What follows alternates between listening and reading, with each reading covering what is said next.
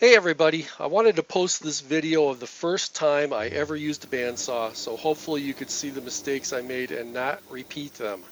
I bought a bandsaw a few months ago from a friend that was helping out the wife of a woodworker he was associated with that had a nicely outfitted shop, but the guy died unexpectedly. She was getting rid of his equipment, and I picked up this Craftsman 12-inch bandsaw along with a planer. I got a joiner, a plunge router, and a lot of really nice carbide router bits. Actually, I really can't complain much now that I've got a good blade on it and I have it tuned in to think cuts like butter. I had never even used a bandsaw before, and that's going to be painfully evident as you watch this video. The reindeer blank pattern I'm cutting out is available all over the internet. If you want a copy of it, contact me and I'll send you what I've got. The video looks like it starts in the middle of the project, and that's for a really good reason. I broke the blade halfway through cutting the blank out because I'm just an idiot.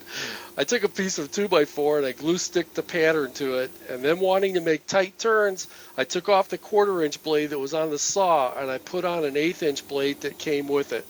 I had no clue how much to tighten or track the blade or even how to cut properly, and I just totally destroyed it.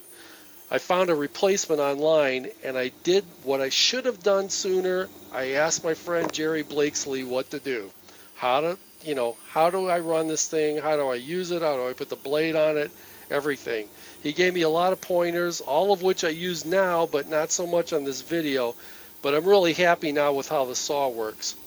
It's really funny what a little humble pie and some good friends can do for you, and I found them all here on YouTube and on Facebook.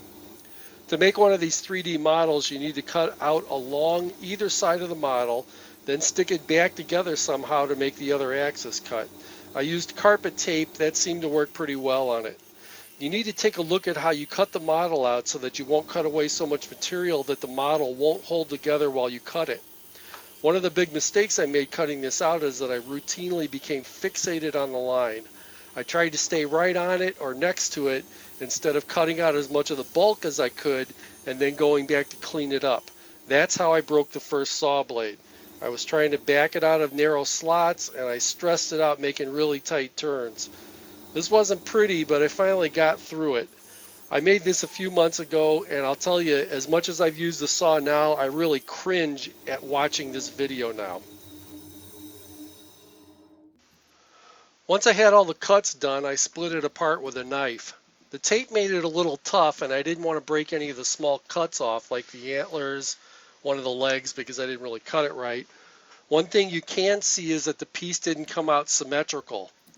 I didn't center the back pattern on the 2x4, and my cuts were pretty crappy, so one side had thicker legs and antlers. Anyway, I learned a lot from this. I hope you have too. Remember to learn, make, teach, and repeat. If you like what you see, please hit the subscribe button, and I'll post videos as I can. Thanks for watching.